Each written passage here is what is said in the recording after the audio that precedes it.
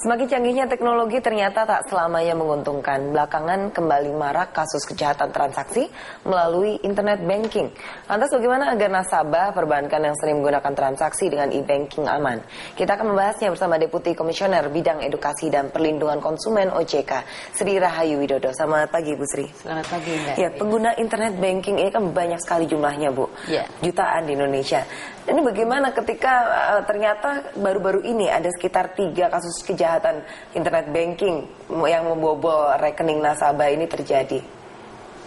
Ya, Mbak Dias, sebagaimana OJK sudah melakukan berbagai upaya untuk menghimbau masyarakat dan nasabah existing yang sudah menjadi nasabah dari pelaku usaha jasa keuangan. Ya, diminta kepada masyarakat untuk waspada dan selalu berhati-hati. Ya. Tindakan waspada ataupun juga pencegahan agar kita tidak terkena internet banking crime gitu. Ini seperti apa, Bu? Iya, jadi ada beberapa tips untuk membentengi kita sendiri selaku nasabah atau masyarakat yang memang menerima sebagai pemanfaat layanan jasa keuangan ya. Ada beberapa tips yang harus diperhatikan. Jadi kita harus senantiasa memberikan perlindungan pada komputer kita yang kita pakai dengan perangkat lunak antivirus. Ya, jadi ada spyware filter, ada program firewall, ada beberapa pengamanan yang kita harus senantiasa mengupdate, ya, misalnya antivirus dan sebagainya. Kemudian apabila kita memperoleh sesuatu hal yang menimbulkan kecurigaan kita di dalam melakukan transaksi atau penggunaan layanan internet banking maupun mobile banking. Misalnya kecurigaan seperti apa, Ibu? Kecurigaan yang rasanya kita itu diminta data dan informasi yang mungkin sesungguhnya pelaku usaha jasa keuangan itu tidak pernah atau tidak pernah melakukan atau meminta informasi seperti itu. Jadi manakala ada kecurigaan, kita harus segera menghubungi pelaku usaha jasa keuangan, dalam ini misalnya bank. Misalnya diminta password ataupun juga PIN. Iya. Ya, nah ini kan ada beberapa situs yang mirip sekali dengan situs banknya, tapi ternyata bukan, Bu. Nah ini bagaimana membedakannya? Iya. Memang itulah cara atau teknik yang digunakan oleh penjahat yang mencoba kita dengan cara dia menyamarkan situs-situs yang hampir mirip. Justru itu yang harus kita waspadai. Memang kita harus senantiasa waspada karena terutama apabila kita sebagai nasabah menggunakan sarana komputer di tempat yang umum ya. Karena itu biasanya penjahat tahu, kemudian itu ditanami virus-virus yang memang untuk mengecoh ya, untuk mengecoh situs-situs yang ada di komputer. Nah, kemudian jangan sekali-sekali membalas email. Ya, jangan sekali membalas email yang meminta informasi pribadi. Jadi seperti tadi PIN, kemudian password, dan jangan klik dengan kata yang memang itu tadi sengaja dikecohkan supaya kita sebetulnya terjebak. Kan kadang-kadang di tempat umum kita buru-buru, nah itu harus selalu waspada dan hati-hati. Ada berapa pengaduan sih, Bu, dalam 1 tahun ini? Katakanlah 2014 sampai dengan 2015 ini ada berapa pengaduan konsumen yang terlibat dengan internet banking crime ini? Yang terkait dengan internet banking memang tidak terlalu banyak dan itu sudah kita tangani bersama dengan pelaku usaha jasa keuangan. Beberapa itu kan ada yang melibatkan bank-bank besar. Nah ini apa saja yang sudah dilakukan, koordinasi semacam apa antara OJK dengan bank-bank yang kemarin sempat bermasalah ataupun juga diadukan karena ternyata nasabahnya kehilangan 22,5 juta hampir ya, Bu ya. Ternyata transaksinya itu ada di Meksiko gitu dan itu bermula dari kartu kredit. Jadi dia terkena skimming. Nah itu sudah dilakukan koordinasi semacam apa? Iya. beberapa upaya telah dilakukan oleh OJK. Jadi pertama kepada pelaku usaha jasa keuangan atau kepada bank, kita meminta mereka memastikan IT yang digunakan, kemudian mengupdate senantiasa pengamanan-pengamanan yang sudah dilakukan, kemudian memastikan bahwa sistem yang digunakan sudah dilakukan pengamanan-pengamanan untuk berbagai transaksi. Kemudian kepada konsumen juga sudah dihimbau.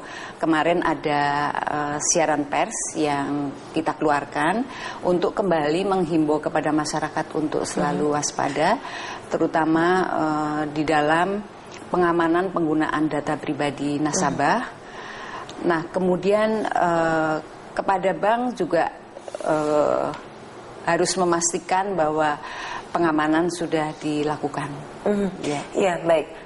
Mau tidak mau, kriminalitas yang melibatkan internet banking ini harus diwaspadai karena memang marak sekali. Tetapi bagaimana jika itu sudah terjadi? Kemudian bagaimana dengan penggantian uang milik nasabah yang mungkin di LPS sendiri hanya menjamin sekitar 2 miliar, tapi di atas itu bagaimana? Setelah jeda berikut kami akan bahas lebih lanjut.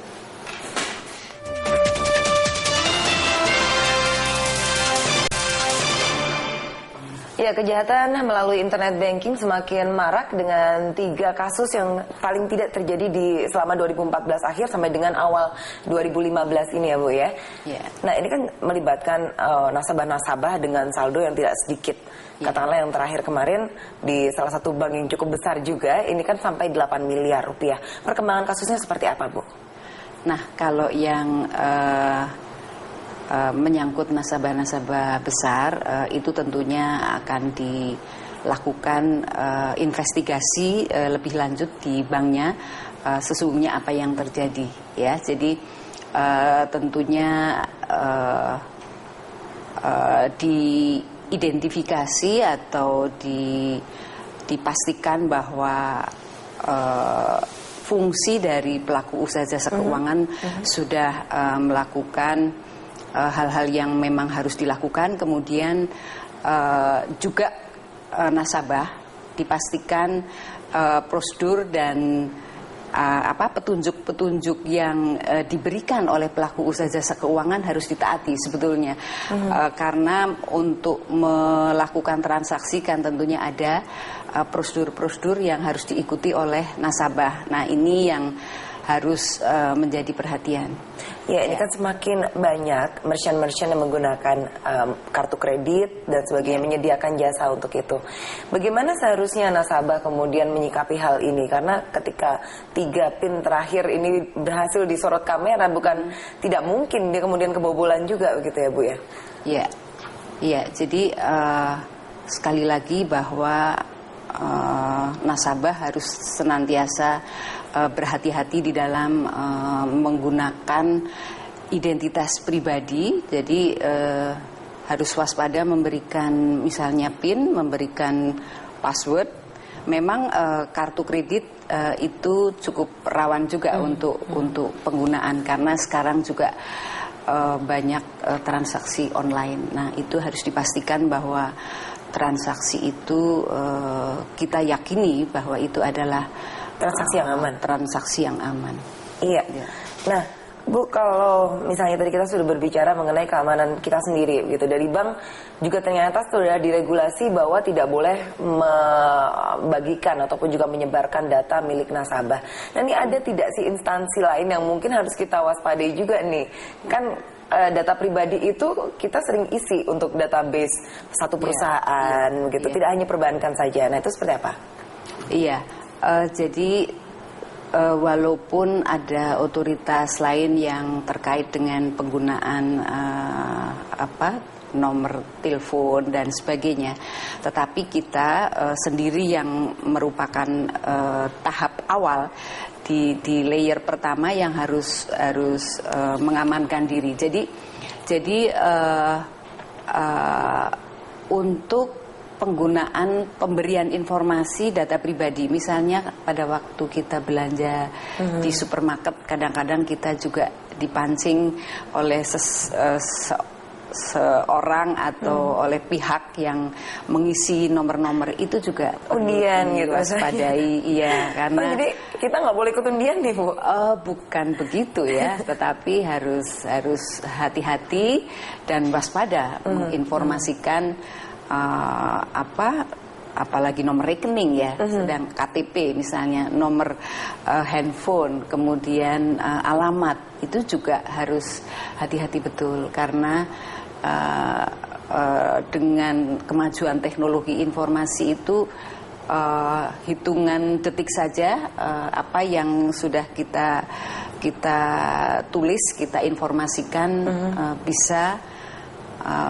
bisa saja terjadi sesuatu yang tidak kita harapkan, terutama menyangkut transaksi atau transaksi elektronik ya. Iya, baik. Tadi dikatakan bahwa sebenarnya bank-bank itu sudah dihimbau supaya tidak menyebarkan data nasabahnya. Tapi kenyataannya kita frequently itu sering sekali menerima telepon dari entah itu dari satu instansi, dari banknya itu sendiri atau bahkan instansi-instansi lain yang berarti kan itu mengindikasikan bahwa nomor kita, nomor pribadi maupun juga nomor-nomor keterangan pribadi kita itu diterima oleh third party begitu. Nah, itu seperti apa, Bu? Iya, sebetulnya kita juga bisa meminta kepada pihak regulator telekomunikasi ya untuk misalnya memblokir nomor telepon kita atau memblokir supaya tidak diketahui oleh pihak lain. Nah, tetapi ini memang harus diberitahukan. Jadi tentunya otoritas yang berwenang tidak atau belum saat ini belum bisa memblokir atau tidak menggunakan nomor itu tanpa perintah dari yang bersangkutan. Kalau bank masih menyebarkan nomor ataupun juga data pribadi nasabah, apa yang akan dilakukan OJK, Bu? Ya, Mbak Dias, sebetulnya sudah ada regulasinya ya. Di Peraturan Otoritas Jasa Keuangan Nomor 1 Tahun 2013 itu sudah jelas diatur di sana bahwa dilarang menggunakan data pribadi nasabah tanpa persetujuan dari nasabah yang bersangkutan. Jadi itu sudah jelas. Jadi kita mencoba mengidentifikasi manakala ada laporan semacam itu, kita akan lihat, akan pastikan. Kemudian apabila kita bisa mengidentifikasi bahwa itu dari sebuah lembaga jasa keuangan, kita biasanya mengkomunikasikan atau ya paling tidak mengkomunikasikan, kemudian kita sampaikan kepada pelaku usaha jasa keuangan. Baik, jadi OJK bertugas untuk mengawasi lembaga jasa keuangan, sementara untuk keamanan pribadi ini merupakan tanggung jawab dari nasabah sendiri, begitu ya, Bu ya? Iya. Ya, terima kasih Bu Sri Rahayu sudah bergabung bersama kami di Market Corner. Pemirsa, beragam usaha franchise menawarkan harga dari 10 juta rupiah hingga 650 juta rupiah di Franchise and Business Concept Expo 2015. Informasinya saat lagi.